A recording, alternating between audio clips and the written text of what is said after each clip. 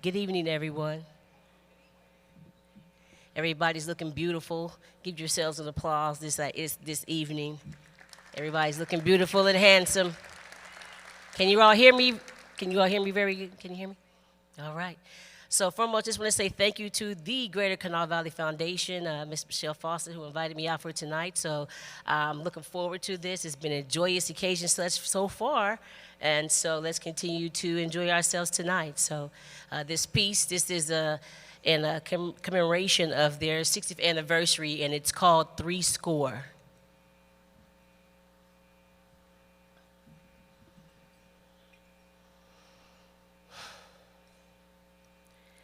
Almost heaven. The Greater Kanawha Valley Foundation, ubiquitous as the state rhododendron.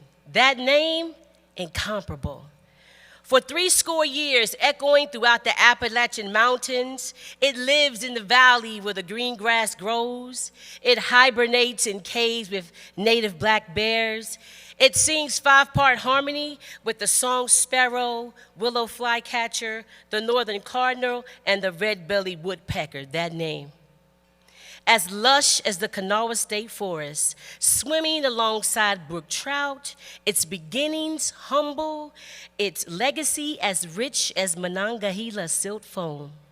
For 60 years, building bridges of hope, the foundation, Spillman, Chilton, Lowenstein, and Loeb, manufactured ideas into reality. The past introduces the present to the future like a newborn baby crowning, building bridges of power, the substructure, the strength of the community, promoting economic development through education, arts, culture, and providing basic needs, building bridges of wealth. The superstructure, a 7-point information system, simple yet complex, where handshakes are exchanged to solidify deals, creating opportunities that transform dreamers into manifestors and renters into homeowners and cancer into cancer-free, granting wishes without the genie, all before the ink dries. Divine ideas download into the minds of those whose desire is to build and grow small towns into metropolises. From the north-south game to the east, West Virginia, WV, TGKVF, impacting communities project by projects through scholarships and grants, fruit and vegetables, tears, sweat, and anonymous philanthropists who selflessly give. They're consummating relationships that establish unity and healing and love and purpose and synergy and trust and compassion. True syzygy. For 60 years, a milestone achieved. Greater is the Kanawha Valley Foundation. It is West Virginia. It is Boone, Clay, Fayette, Kanawha, Lincoln, and Putnam counties. It is the alpha and the omega of nonprofits who stay woke like prophets, surfing delta sleep waves for a limited time, circumnavigating the subconscious. Let me tell you, the award-winning Greater Kanawha Valley Foundation sees no color.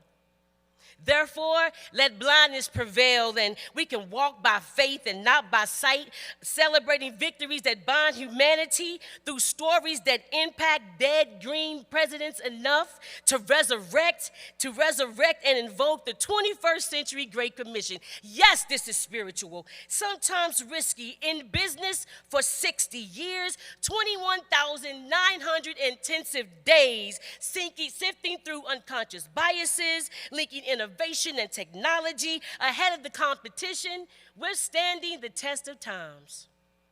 For 60 years, the Greater Kanawha Valley Foundation, scintillating change makers, forward thinkers, home from the homeless, brothers to the brotherless, transcending obstacles through collaboration, freeing up time to play. Now, if you ever find yourself in the liminal space, far away from the Southern District coal seams, far away from the Greater Kanawha Valley pellucid streams, remember the chorus. Take me home, country roads, to the place where I belong, West Virginia. Mountain mama, take me home. Country road. I need y'all to sing with me one time. Come on. Country road. There we go. Come on, let me hear you. Take me home to the place. That's right. Let me hear you. Oh, yeah. Who are we?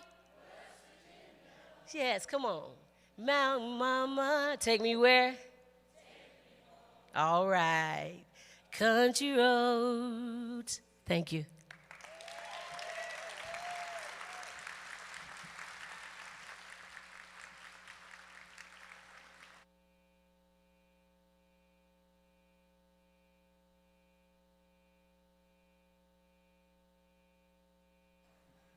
Hello, everyone. I don't quite know how to follow that because there's not much I can say that she didn't manage to cover in that fantastic words. But on behalf of the Board of Directors, I would like to welcome you to celebrating the Greater Kanawha Valley Foundation's 60th anniversary.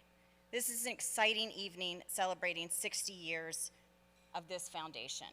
And it is just amazing what we've been able to do over this span of probably, I would say 65 years if you talk about the inception of when it was. I'd like to introduce the board of the Greater Kanawha Valley Foundation. We have Bob Orders, Dickinson Gould, Sean Mayberry, Todd Mount, Deborah Sullivan, Charlie Loeb, Ted Armbrecht, Dale Klauser, Debbie Sink, Will Carter, Georgette George, and Jason Castle.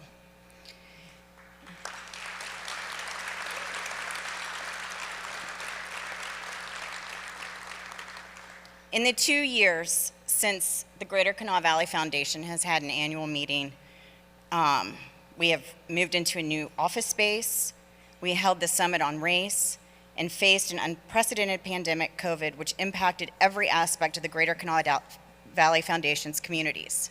But here we are together again, which is fantastic.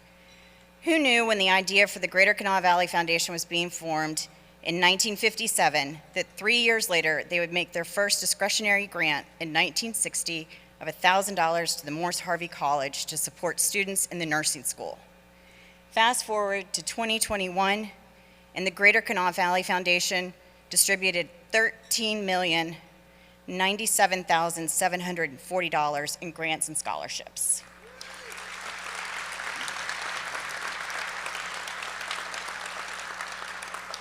Of course, the Greater Kanawha Valley Foundation would not be able to achieve this impact without the donors, staff, and volunteers. The donors are who enable the Greater Kanawha Valley Foundation to distribute so much to our communities. Thank you for entrusting your charitable pursuits in health, education, scholarship, community economic development, the arts, and basic needs to the Greater Kanawha Valley Foundation. In 2021, the Greater Kanawha Valley Foundation underwent a strategic planning review. Strategic planning. This is where an organization finds out what they are doing right and what they are not. The results of the Center for Effective Philanthropy Grantee Perception Report reinforced what we already knew. The Greater Kanawha Valley Foundation staff is above average. The Greater Kanawha Valley Foundation staff was in the top 5% for impact on its understanding of grantees' local communities. The truly extraordinary staff has an understanding of capacity building that is unparalleled in this community. And we thank Dr. Michelle Foster and the staff for their dedication.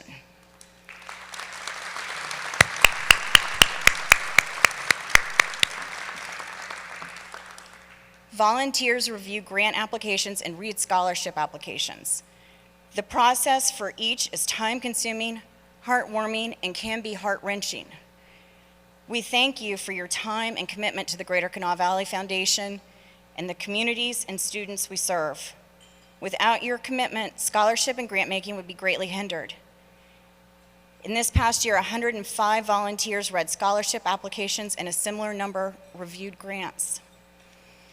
In the Greater Kanawha Valley Foundation's history, the first speaker was Harrison Sayer from the Columbus Foundation. He stressed 3 advantages of a good community foundation: good investments, good administration, and flexibility. The Greater Kanawha Valley Foundation is fortunate to encompass all three of these. So thank you for joining us for our 60th anniversary, and we look forward to our next 60 years.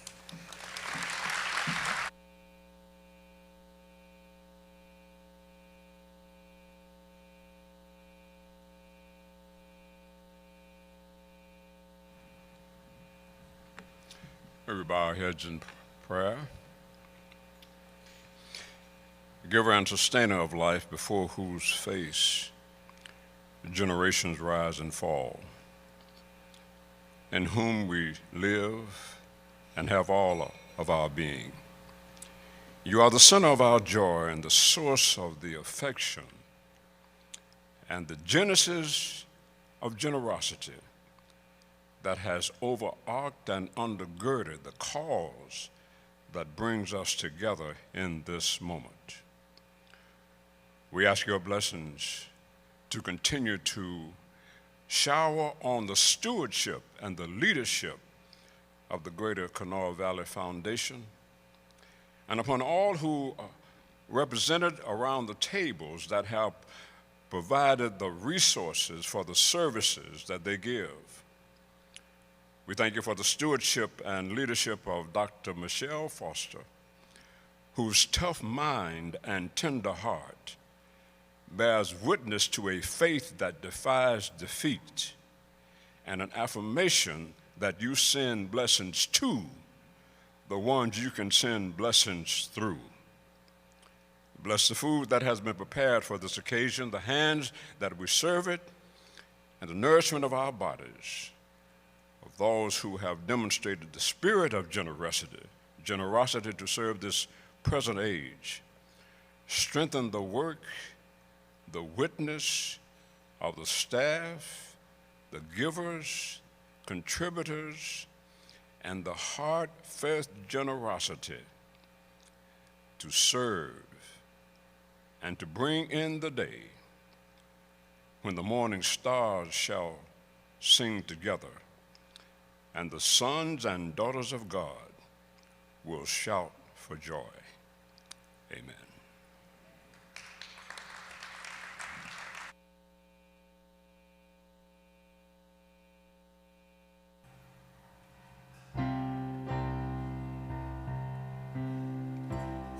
Through the fire that's burning, through the rain crashing down, I keep on moving, and now is the time. I'm ready to be strong. We will rise up together. We will live hope forever. We will sing the beauty in our hearts. We will walk through the fire and find our voice.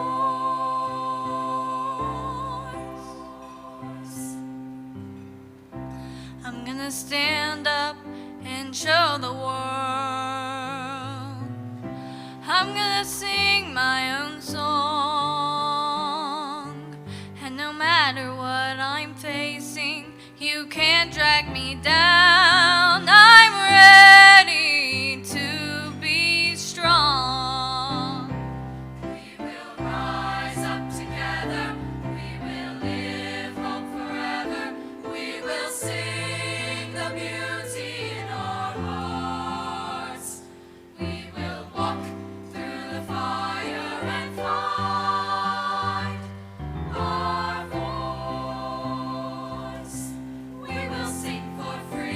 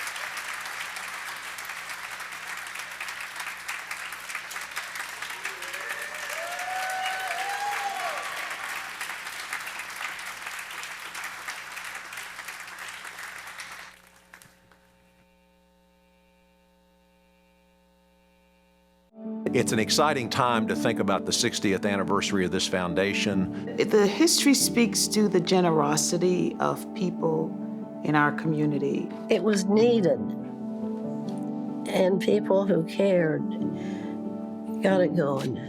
It was such a simple, basic idea, but it was imbued with their optimism about how much people loved this community. It really is a spectacular vehicle for change in your community.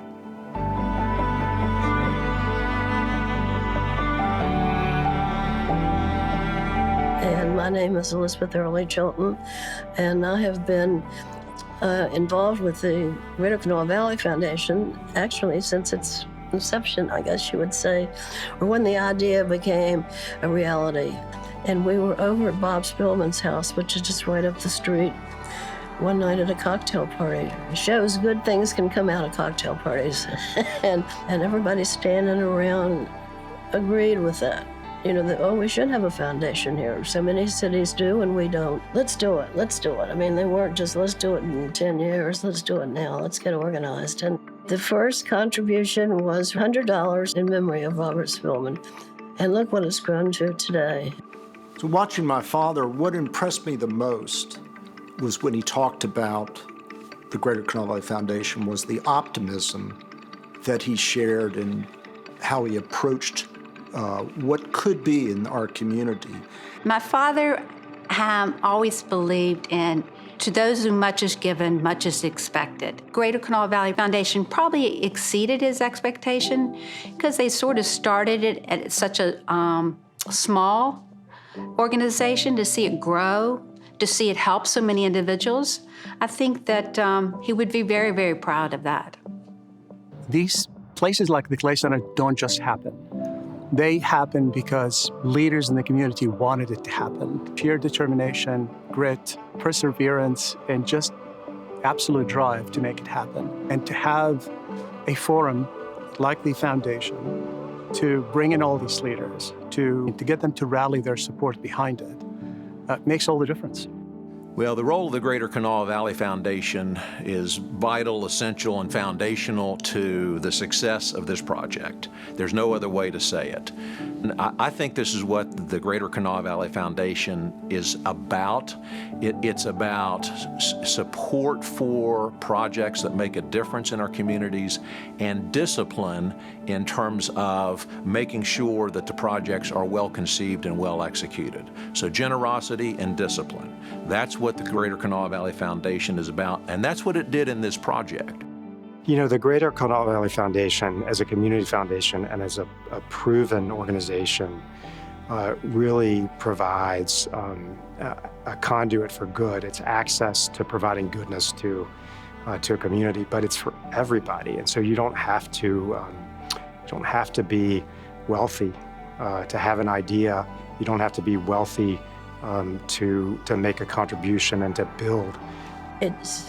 It's just grown so much, I can hardly believe it. And I'm just so proud of the people who manage it and run it. I'm thankful for all the volunteers, all the board members and task group members and committee members and everyone who has been involved with our foundation over the years. The history speaks to the generosity of people in our community who gave of their time, gave of their talents, and gave of their treasures to make the Greater Kanawha Valley a better place.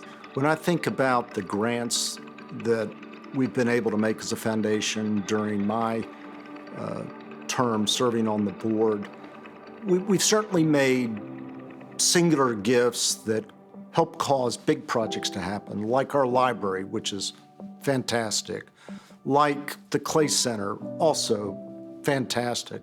But I think what, for me, has been the most impactful is that through the generosity of some of our donors, we've been able to reach out into places like Clay County and Lincoln County and other regions within our service area and provide dental care to people who can't otherwise afford it. That, to me, is what the foundation ultimately is about, the basic needs of our community and how we can help.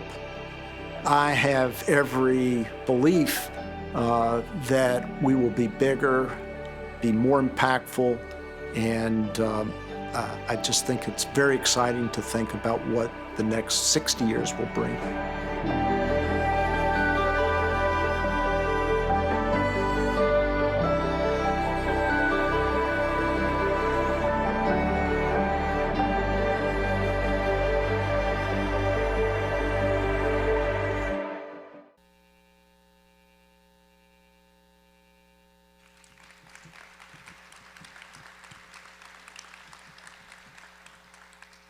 Hello. Let me see if I get this microphone right. How y'all doing this evening? Good. Well, thank y'all for having me. It's an honor to be here. Thanks, sir. It's an honor to be here. My name is Darrell Miller, Keep Your Faith Corporation. I'm going to tell you, we're a small grassroots organization, and that the foundation believed in us. You know, when we first started, we started a little small plot at Westside Elementary School, and they helped us grow into now becoming a full-fledged food insecurity program. We're about to open a community grocery store, and all that started with them having belief in us and believing that we could. And what that happened for me, to me, it's been where I know I can trust them. I can call Megan. Megan has been awesome. I'm gonna tell you that. Yes, give her one. I mean, sometimes I call her, I'm like, hey, Megan, and she's like, yeah, but hold on, and we get back to it, and it's been awesome working with them. We've been able to grow so much. Like I say, one of the best things I think I've learned from them is teamwork, and being able to see a team work. You know, you hear some people say we family, but working with the Greater Kanawha Valley Foundation, it's been truly family. It's been truly a sense where they've been able to lead us, so I can be able to lead an organization. You know, I've learned a lot. I learned to be able to. I met with Dr. Foster one day after a little bit tragic event in my life, and I was so, you know, everywhere kind of. But when I talked to you, you said focus and go do it, and that focus and go do it has stuck with me. You know, about everything I've been doing since then has been about just focusing and doing it, and we've been able to do that with the help from Greater Kanawha Valley Foundation. Like I said, we're about to open a community grocery store. And that community grocery store started with,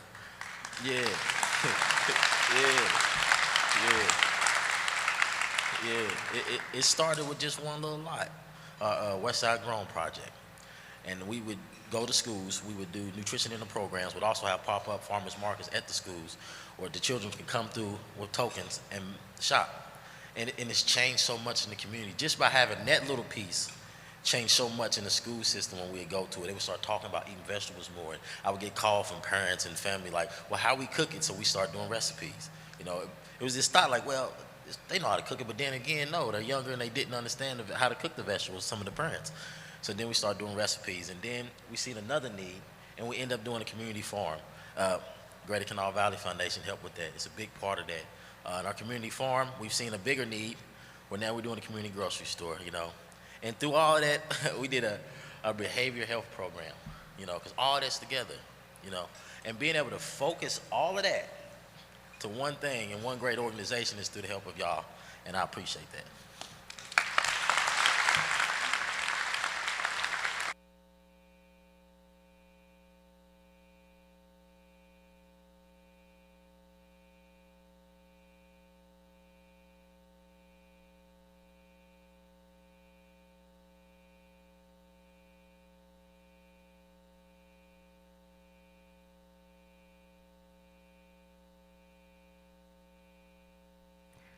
Can you hear me okay? I have a big mouth, probably don't need a microphone, but first of all, I want to say thank you, Dr. Foster, for allowing me to have a few minutes this evening, and to you and your fabulous team. I think we all echo how wonderful your team and your staff is, to your board of directors, your donors, past and present. Thank you. The United Way of Central West Virginia has been a partner of the Greater Kanawha Valley Foundation before I got here. I came in August of 2017 to Charleston from the United Way of Southern West Virginia, and believe me, you were a legend before I got here, so we all knew the value of the Greater Kanawha Valley Foundation. But I rolled in, if you'll recall, about a year after tragedy struck our state. In 2016, we experienced a 1,000-year flood, and the Greater Kanawha Valley Foundation, along with United Ways and the partnership, were able to help so many families and put so many lives back together and continue to do that over the next several years. And then we had this crazy thing happen called COVID-19. And I just want to share this with you because I think it's just so important for us to remember that every single dollar, every single donor, every single thing that you do is a person and a life, and it matters. And so March of 2020, and we're at the United Way, and Carrie Cooper's with me this evening. There were a couple other staff members, and we were sitting around the office like many of you, trying to decide what's next. How do we stay relevant? How do we stay open? How do we continue to support partners that we fund across Central West Virginia? And I'm sitting there one day, and my phone rings, and I answer the phone, and it's Derek Vance. And Derek said, "Margaret, what do you need?"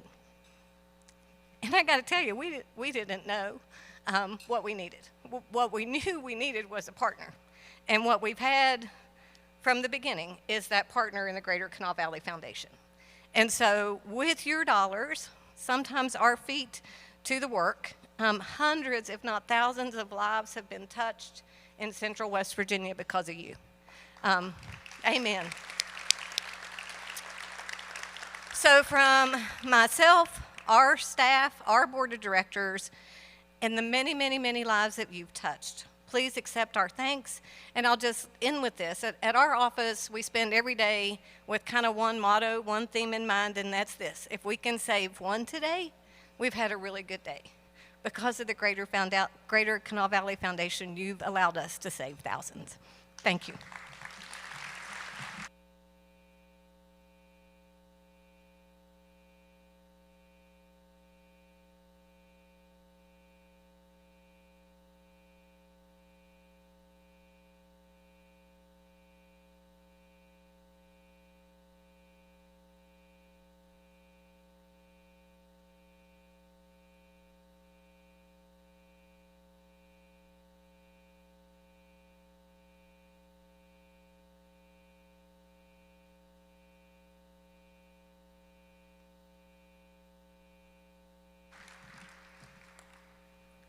Good evening, everyone. It is great to see you. Thanks for being here. So many familiar faces. We really, really appreciate you. And there's been a little mishap with our food service, so please be patient as we work through it, and we'll keep the program going. I am Michelle Foster. I am blessed to be the president and CEO of the Greater Kanawha Valley Foundation. It is a pleasure to have you here as we celebrate 60 years, which is, I saw speaking to an old former board member today, and he was like, "It's a big deal. I had to be here." And thank you for agreeing and that you had to share in this, our diamond anniversary. I'm honored to be the 4th president and CEO in our history, and kind of there's a technicality there because our very first executive director at the time was a volunteer. And I believe it's important to know that back in those days, the operations, the grant making, the administration of the foundation, it was all handled by volunteers. The late Stanley Lowenstein, he was our the first executive director. He was, Deb Weinstein was just telling me how tough he was. He was volunteering, and she was just telling me he was so tough. But he was dedicated to the foundation. He was followed by Betsy Von Blon, and my predecessor, Becky Sepperly, was appointed in 1999.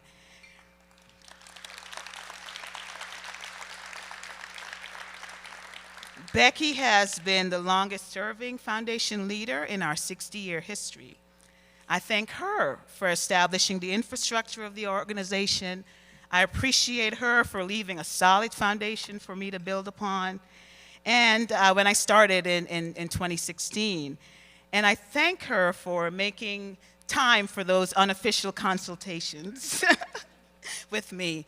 Becky, as you know, now serves as the president of the Charleston City Council, and it's a pleasure to have her here tonight. Becky, please stand and be recognized.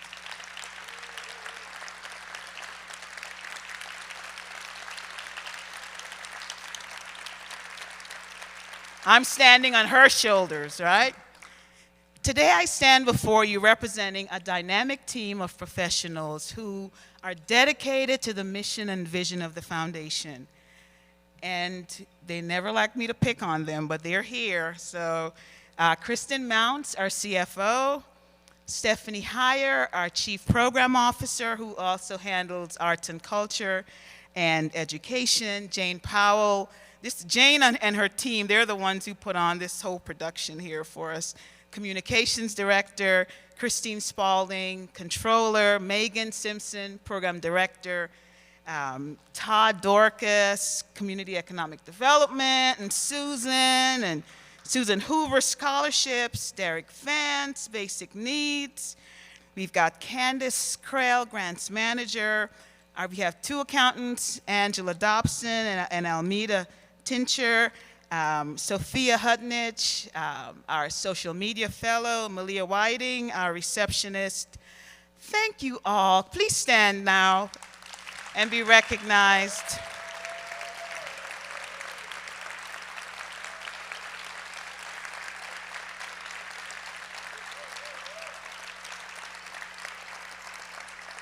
And Connie Phillips, who is with the Boone County Community Foundation, she's also a member of our team. Thank you all for everything that you do for the foundation so that we can operate as effectively and efficiently as we can.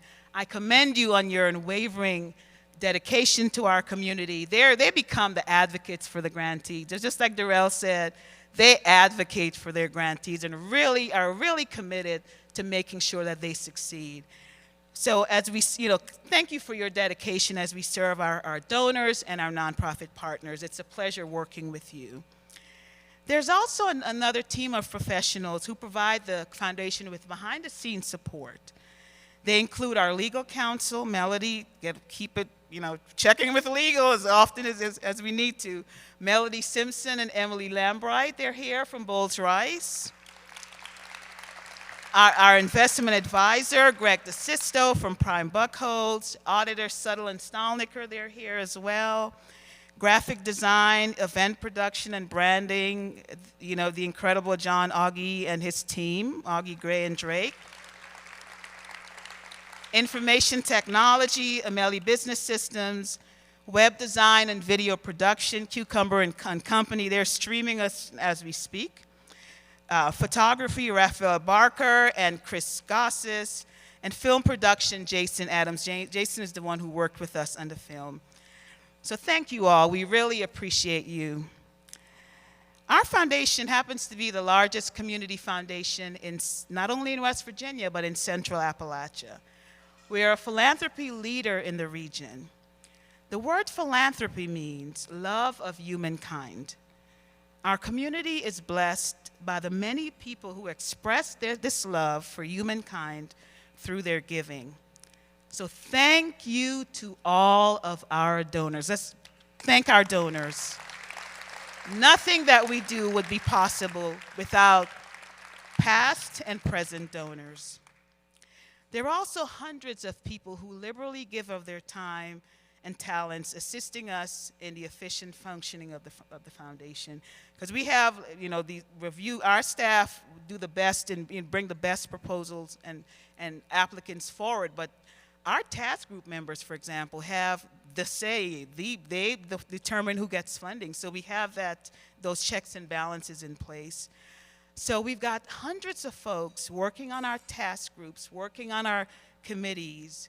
We've got our 13 Board of Trustee members, investment, scholarship distributions, finance, advisory, as well as the task groups. We have people who work with us at our Leadership Institute. We worked with Reverend English on the Summit on Race Matters and many other panelists, many of them who are here today. It's all of us really working together to make our foundation possible. Your contributions are critical to our success. Please know that we appreciate you. We've got current and former board members and volunteers. If you're in the room, please stand and be recognized.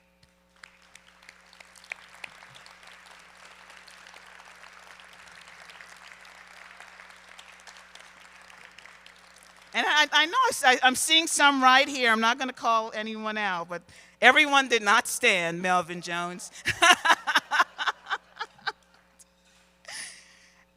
One of the memorable volunteers that we've had, who he transitioned this year, was Newt Thomas.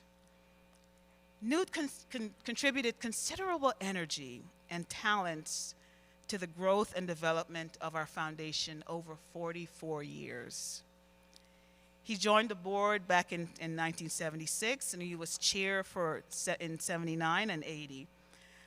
After his term expired, he devoted the rest of his life to really bettering the foundation and to ensuring its success. And he always reminded me of the time when, we had all volunteer staff. We're like, Newt, we can't have those anymore. You gotta pay us. He gave freely of his time and wisdom to the foundation on several of our initiatives, and he was most recently involved in our investment committee. He has been instrumental in assisting us in developing our policies, and we are really immensely grateful for him as one of our longest serving volunteers, and he transitioned this year. So we wanted to make sure that we give him acknowledge his contributions, and we endeavor to build upon his legacy in the years to come.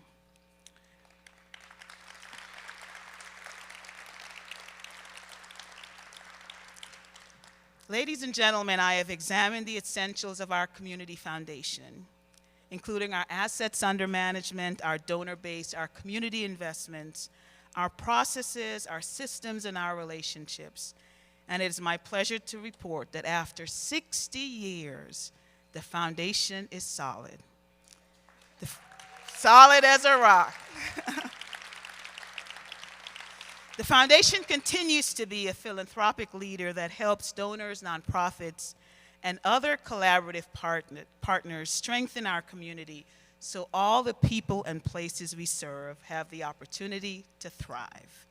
We've come a long way from that first gift of $100 in 1962. We started our discretionary grant making with that first $1,000 grant to Morris Harvey College, now the University of Charleston. Fast forwarding, going ahead 60 years, we received $3.8 million in contributions and distributed $13.1 million in grants and scholarships in 2021. And over the period of the 60 years, we've disbursed over $183 million in grants.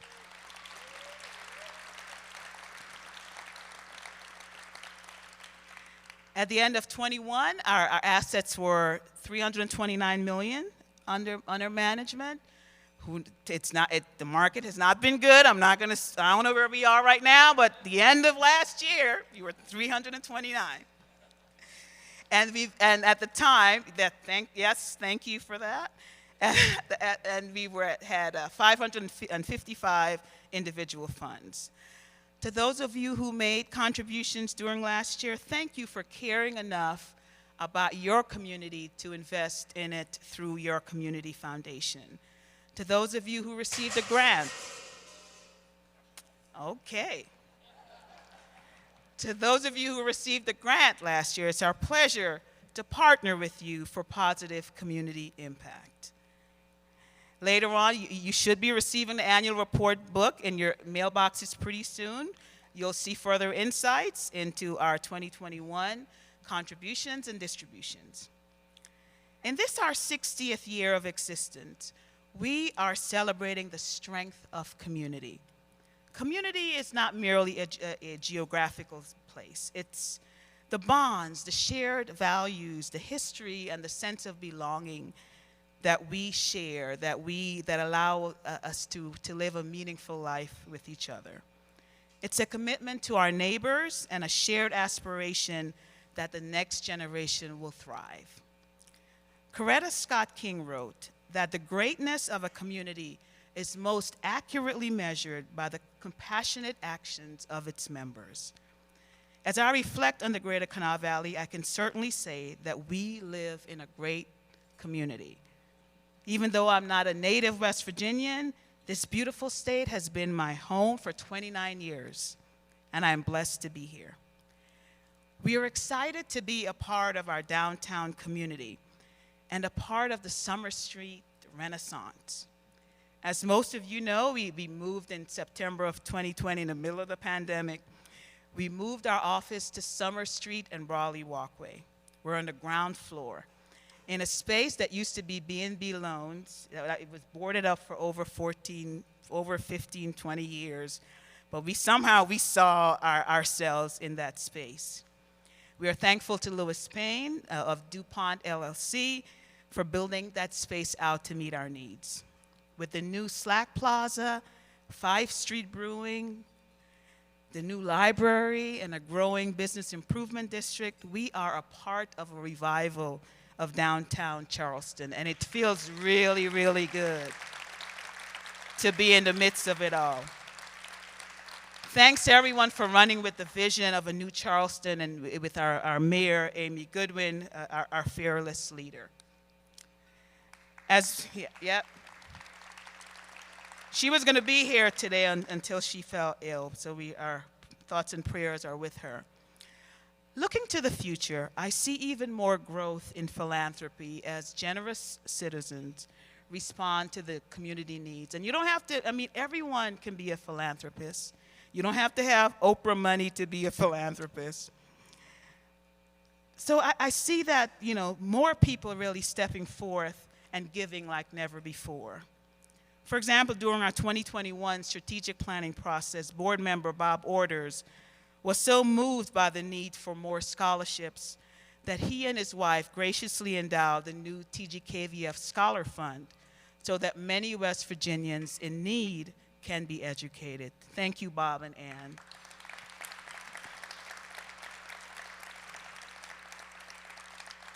The needs of our region are tremendous, whether they be in basic needs, for where people need food and shelter, in health, education, community economic development. As the needs increase, so do the demands on philanthropy to contribute more, to do more. For us to respond in meaningful ways, we need your help. Commercial donor advised funds and other vehicles from national entities are fine, but they are competing with place-based community foundations like ours. So I'm recruiting everyone in the room to be advocates for community philanthropy. Help us, yes, help us to tell the world about the vision and the work of our founding fathers. When you receive your annual report book, do read our history that was beautifully written by Program Officer Derek Vance and use it to tell our story. Let us start a community philanthropy movement.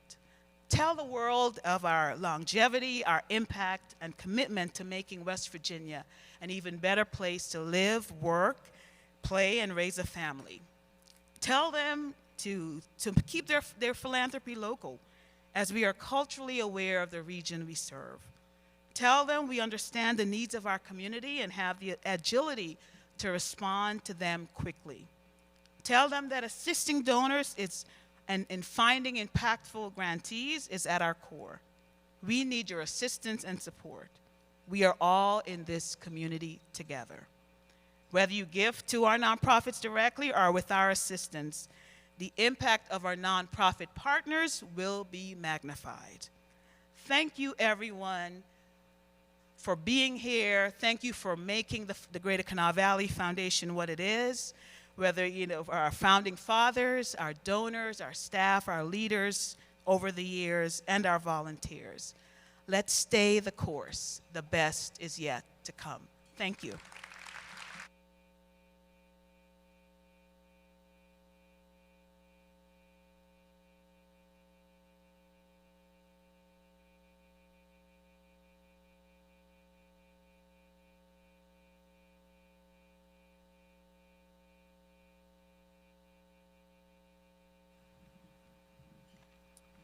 Good evening.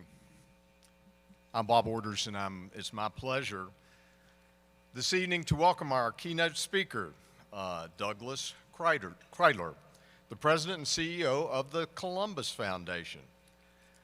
Doug Kreidler is the 5th president of the Columbus Foundation, a community foundation serving the Central Ohio region since 1943. In 2020, the foundation awarded $230 million in grants to more than 4,500 charitable organizations in fields such as education, health, social services, community development, urban affairs, and the arts.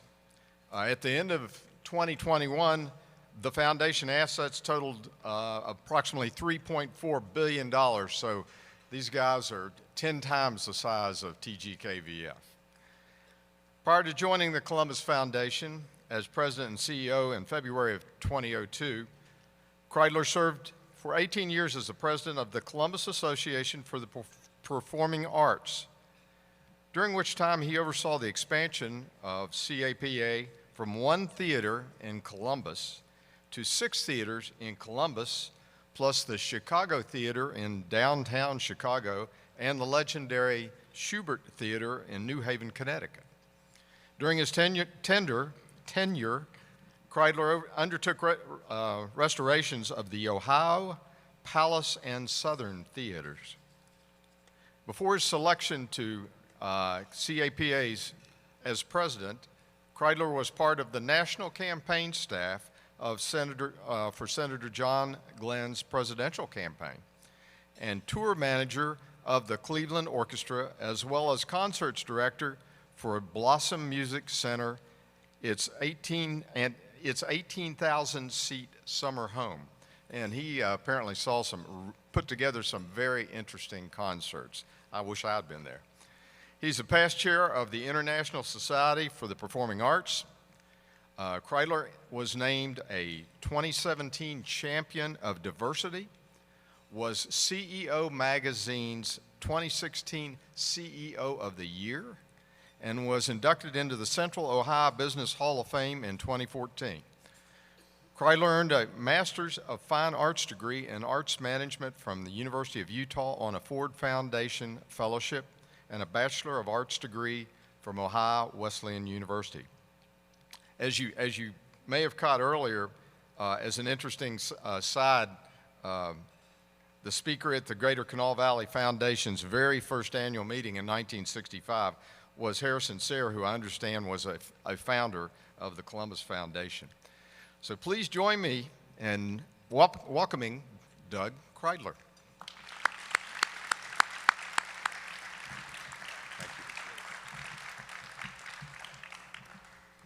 Well, thank you, Bob, and thank you to Michelle for the invitation. I hope to do her justice. I'm not a stand-up comedian or anything like that, so my intention is to get you through your dinner, or at least to get you to your dinner being served. I can't tell if everybody there. So, your name, you know, I'm thinking, I was invited to this, and first of all, I was really happy to do it. I accepted, you know, months ago.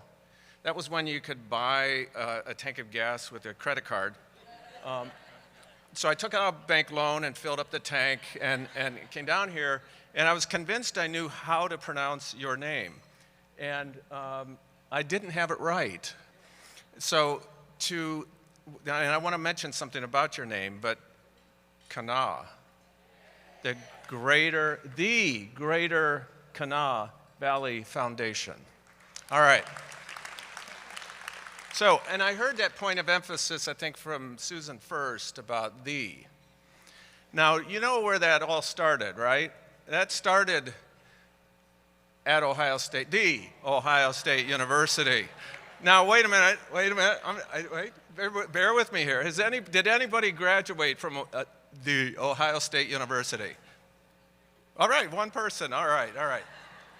So in Columbus, Ohio, still when you say the Ohio State University, it still gets like a laugh in an audience, and it's been going on forever. My favorite, the Ohio State, I did not, as you heard, I did not go to the Ohio State University. I think it's great. It's an engine for economic development and all sorts of great things in our community. However, I didn't go, and so I took some wry amusement. I thought it was clever, at least, when during the NCAA tournament early rounds, the University of Dayton beat Ohio State in basketball. And the next morning, the Dayton Daily News headline was, "The University of Dayton wins." And I thought that was a great appropriation of the clever name. But in actuality, I know why you invited me here. And that is to tell you some Ohio State, Columbus, Ohio, Gordon Gee stories, of which I'll tell you none.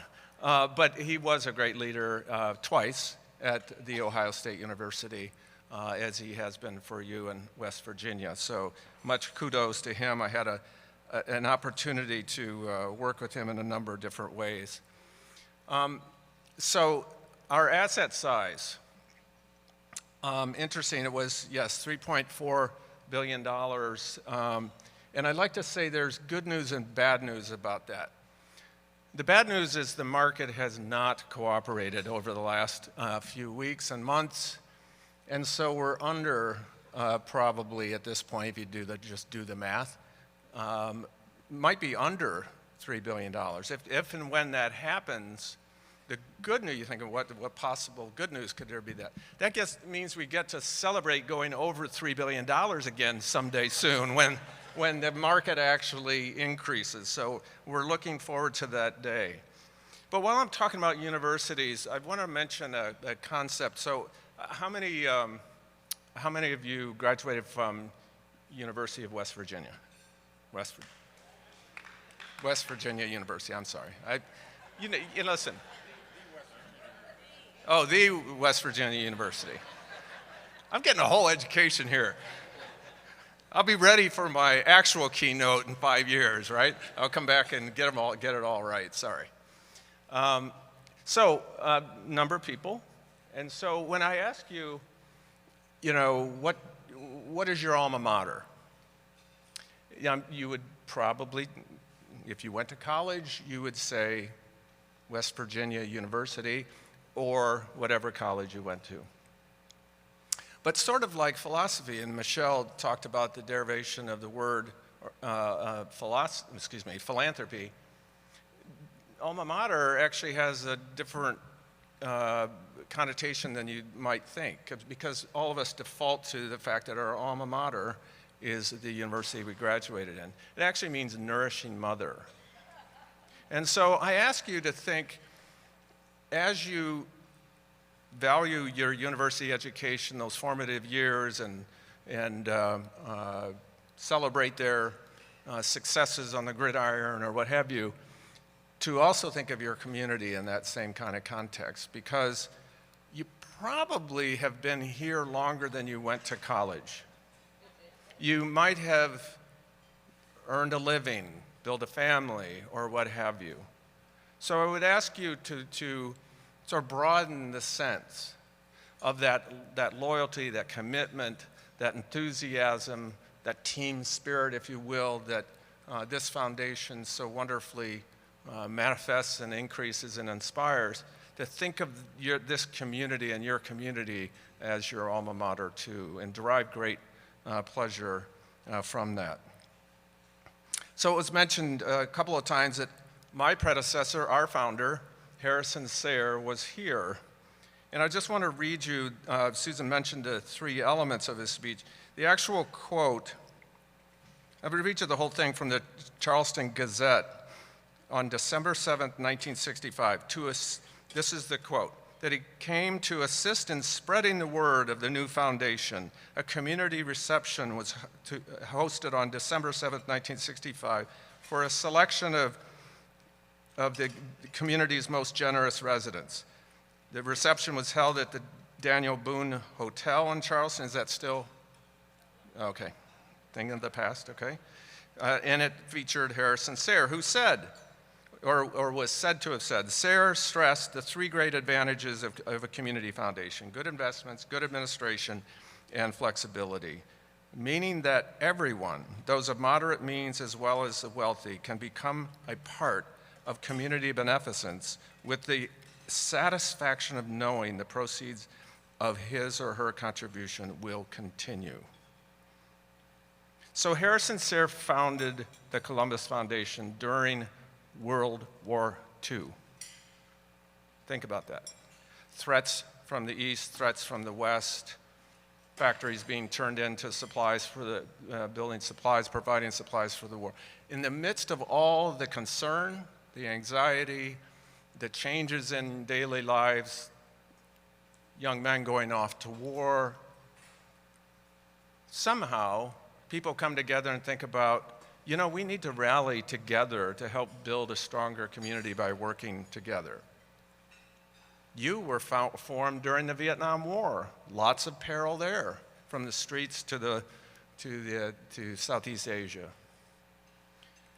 The first community foundation was formed in Cleveland, founded during World War I. It's sort of interesting that at times of challenge, that people have rallied like that and built enduring institutions like yours here and ours in Columbus. I think that says a lot about American character. I think it says a lot about the sense of sacrifice and doing what you can, even though you might not be on the front lines of war, maybe you're in the front lines of caring for each other in a community. And I think of rooms like this, in moments like this, where you might have been looking forward to it, you know, it's going to be a nice time together and so on and so forth. I think it's like, it's American magic. This is where America is built and strengthened.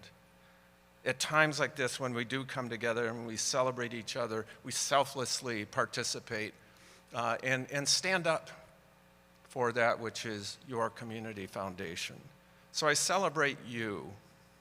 And I have great respect for that. And just because we have asset sizes which, you know, might have got me the invitation to come and talk to you, I know that there is no difference between the acts of generosity that built our community foundation and the acts of generosity that are building yours and your United Way and your community writ large.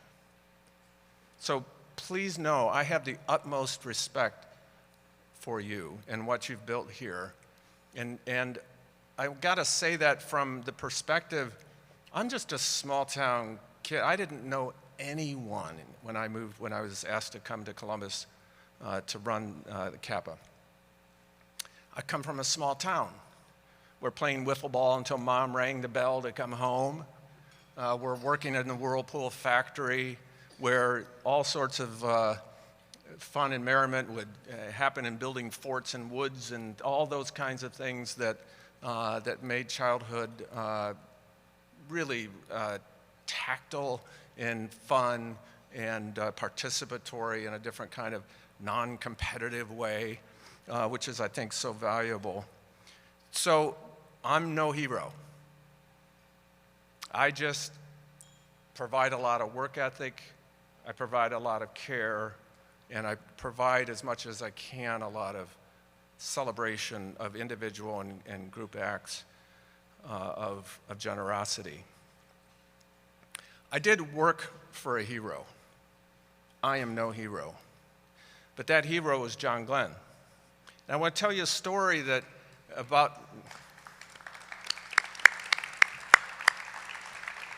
and I think those were the days when you could celebrate John in a nonpartisan way, right?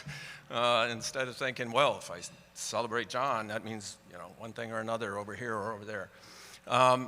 So I ran, one part of what I did was I ran the campaign plane. I'm telling you this story because it kind of exhibits how I think of how I manage the foundation, our foundation, the Columbus Foundation. And so I was in charge of all the what they call the road show, which is all the travel. You have all these media that are appointed to you, ABC, NBC, you know, CNN, and all that, and you travel together, and so you have a charter flight. Debate. This was during the Iowa caucuses in 1984. That's a long time ago. So had a debate of the Democratic candidates. We were going to go the next morning to another town in Iowa. Looked at the weather, thought, not a good idea. We probably won't get out in the morning. So we're going to go after the debate, which sounds easy, but you've got like 62 people that you've got to corral. They've got to file their stories. Back then, they're filing them with these old school modems, you know, where they plug the phone in and, you know, type away, so it takes a long time. We get in the buses, we get onto the plane, we take off. It's a short flight, just another city in Iowa. And we all travel together constantly, so there's like an informality. Senator Glenn and Annie Glenn were in the back of the plane. I'm always in the front seat of the plane because I'm the last one on and the first one off. And so you could tell, you know, back then it was more relaxed, plus it's a charter, so, you know, they came over and said, hey, we're gonna descend in a few minutes. Okay, that's fine. They don't go seat belts, seat backs up, you know, none of that. And so people were just talking and sort of ignoring it. But I could feel we're starting to descend. All of a sudden, the plane veers off to the right. I mean, really dramatically. And I look out, I'm on the left side, I look out the window, and I could see this dark form pass right by the tip of the wing. I couldn't tell what it was. I could see that it was snowing, but I could see that we just almost hit, you know, whatever that was. Next thing I know, comes John Glenn, right past down the aisle from the back of the plane, past me, knocks on the cockpit door, and I'm right there. I cannot hear what they're saying because of the engine noise, but I'm right there. So I see it. He knocks on the door, it opens up, they have some conversation, and the assistant pilot, co-pilot, gets out of his seat, goes into the jump seat, and Senator Glenn gets into the co-pilot seat. So, door closes, next thing you know, we land. Ends up that dark form was the control tower, which they had just barely missed. Ends up that Senator Glenn, sitting in the back of the plane, said, wait a minute. I am not gonna have all these people who are assembled on this plane because of me die at the hands of somebody that doesn't seem to fully have a grasp of the situation. And so he landed the plane. Now, I know that because he told me later on that night. But here's what he did. First of all, in the face of danger, peril, uncertainty, he stepped forward and landed the plane. But what he did next is probably why he didn't become president and is so antithetical to today's orientation to news, bravery, accomplishment, publicity, is he came out of the cockpit, walked down the steps, got into the car, waited for Annie, and they went to the hotel. He never mentioned a word of this. He had 58 media from all the major networks and newspapers in the United States of America right there. He was running for the presidency. Anybody else that I can think of, that I know of, either their handlers or themselves, would get to the bottom of that walkway and immediately have a press conference. In the face of danger, I, John Glenn, took the helm and we landed this plane. That's what I'll do for America. Please join me. Not a word of it. The only time I've ever seen it mentioned was in unfortunately, one of the reporters from the Cleveland Plain Dealer that was with us that day passed away of a brain tumor. In his last column, he recited a few things that he'll always, you know, that were the most vibrant memories for him. And he told the story because he knew about it from Senator Glenn as well. So, I mean, other than maybe being mildly interesting because of such a, you know, an important figure in American history that sort of grew up kind of halfway between Columbus and yourselves, that for me, it's also how we conduct ourselves at the Community Foundation, is try to get the job done, realize that peril, uncertainty, challenge, need is what we have to walk into and embrace and do our best, helping you help others through the most effective philanthropy possible so that your hard-earned money can go to great effect and your life can have a multiplier of good, virtue, and help to others. An important expanding of the dimension of the meaning of your life. And it's what we're completely dedicated to. So you know how it's, if you've ever, I've just once, driven a Tesla, and they have that regenerative brake. So you're thinking if you are driving, you let go of the accelerator, it sort of brakes itself and generates power from the braking. And I think of the same thing.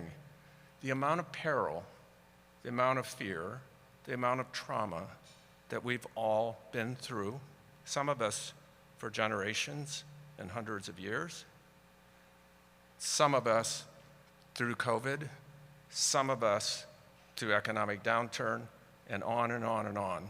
It's hard to deny that we haven't been through a lot and that we are lucky to be here tonight. But I also think that with community foundations, as that bad news happens, as affordable housing continues to be an issue, as people need food and clothing, you walk down that aisle, you knock on the door, and you deliver. And you get energized by the opportunity to serve.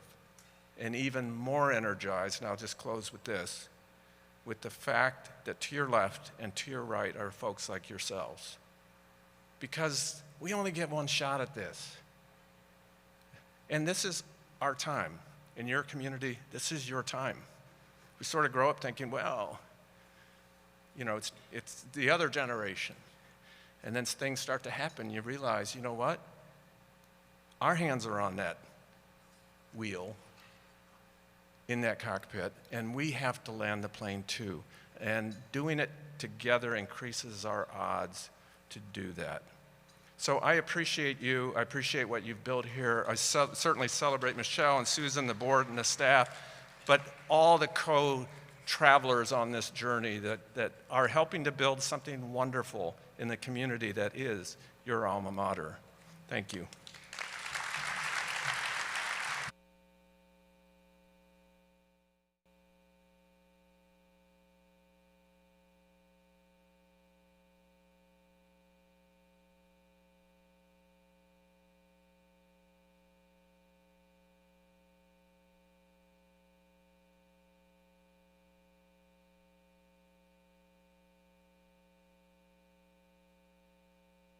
Awesome. Thank you, Doug. Thank you. We needed that. Thank you so much. Is everyone fed? Everyone fed? So we want to make sure. This has certainly been a splendid, splendid evening. Thank you, Doug, for your inspiring remarks. And when we were trying to get him to come, his chief of staff said, well, he doesn't do a lot of these. I was like, oh my gosh, please, please, please. And he said yes, so we're really excited to have you. Thank you so much.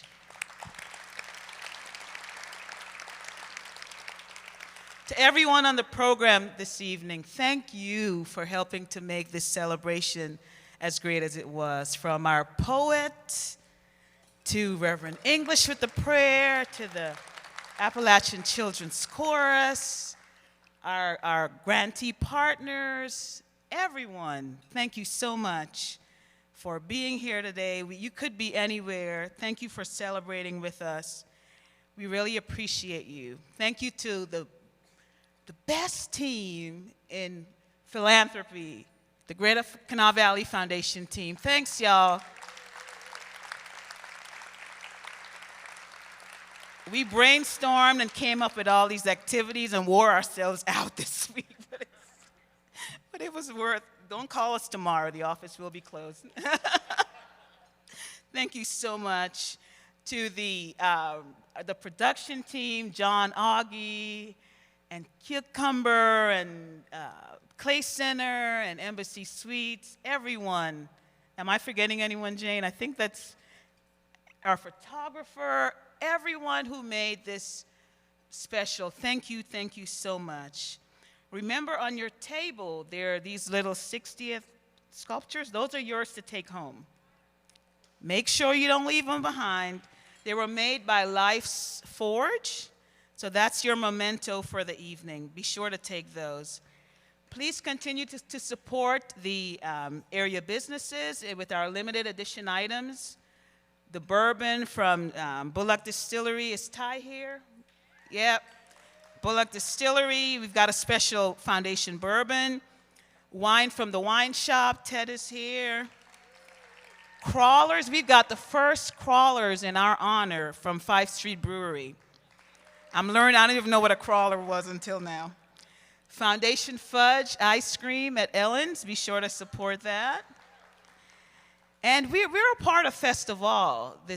We kind of timed it so we can be a part of Festival. So they've got a lot of activities going on over the 15-day period. Art After Dark is happening right now upstairs, so be sure to participate in that. And thanks to everyone who responded and got tables. There are many of you who just reserved an entire table. We truly, truly support you. Thanks for celebrating with us. Stay safe. This COVID is still here, so stay safe and see you soon. God bless.